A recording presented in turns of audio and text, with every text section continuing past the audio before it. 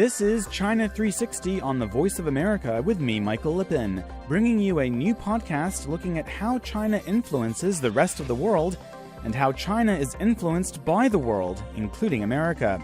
Our topic for this week's China 360: we can't continue to allow China to rape our country, and that's what they're doing. It's the greatest theft in the history of the world. Strong words from presumptive U.S. Republican presidential nominee Donald Trump, and an escalation of his campaign rhetoric, which has been sharply critical of China's massive trade surplus with the United States, which stands at $365 billion. You might think Trump's approach would infuriate the Chinese, but think again. U.S. news site Politico published an article on May 8th with the title, "Why China's Not Afraid of Donald J. Trump." It says Chinese state media and social media users actually have become more supportive of Trump lately. Politico points out that China's state-run Global Times news site published a March survey of its readers showing that 54% of respondents like the Republican presidential candidate. It also says Trump supporters on Chinese microblogging site Weibo have formed popular groups with names like Trump Fan Club and even Great Man Donald Trump. How could that be? First of all, Trump is a businessman. He's very rich. And currently, I think Chinese really admire rich people, and especially businessmen. That's Kuchang Fang, a Chinese PhD student researching Chinese media at the University of Pennsylvania. He says many Chinese who know about American politics admire Trump as someone who built his own wealth rather than inheriting it, as some of China's rich people do. But what about Trump's rape remarks and his threat to impose a 45% tariff on Chinese imports? Aren't Chinese people worried about a possible Trump presidency? Trump has criticized China much, but Chinese people tend to think that this is just a strategy. So most of Chinese people believe that as a businessman, the most important thing for you is to make money, right? So as a businessman, you have to favor China, to be friendly to China because we have a biggest market. Trump's Chinese fans not only believe he'll be good for bilateral trade if he becomes the U.S. president, Fang says they also like his talk against radical Islam and his ideas for how to deal with it.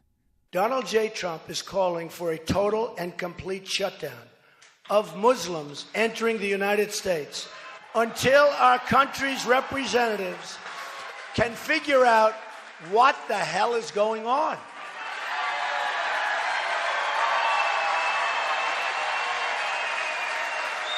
We have no choice. We have no choice. Why would Chinese people agree with sentiments that many American Muslims and others consider to be anti-Muslim and racist? UPenn researcher Fang says many Chinese don't see Trump's ideas as offensive because they know little about minorities.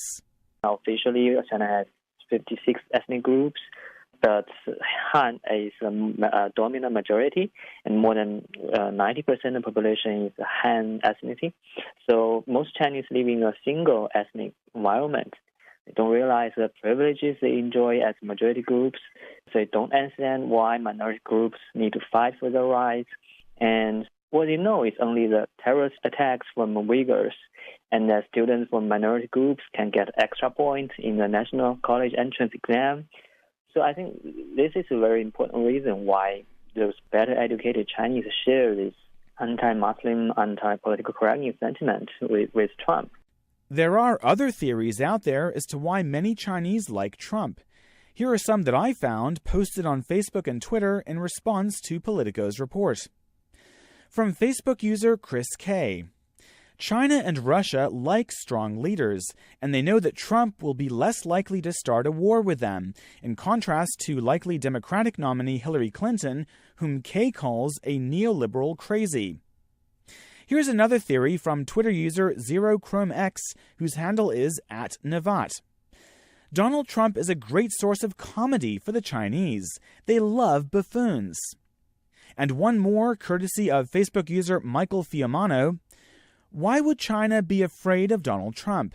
China is slowly overtaking the U.S., and the Chinese know that Trump is just the final nail in the Americans' coffin. What do you think?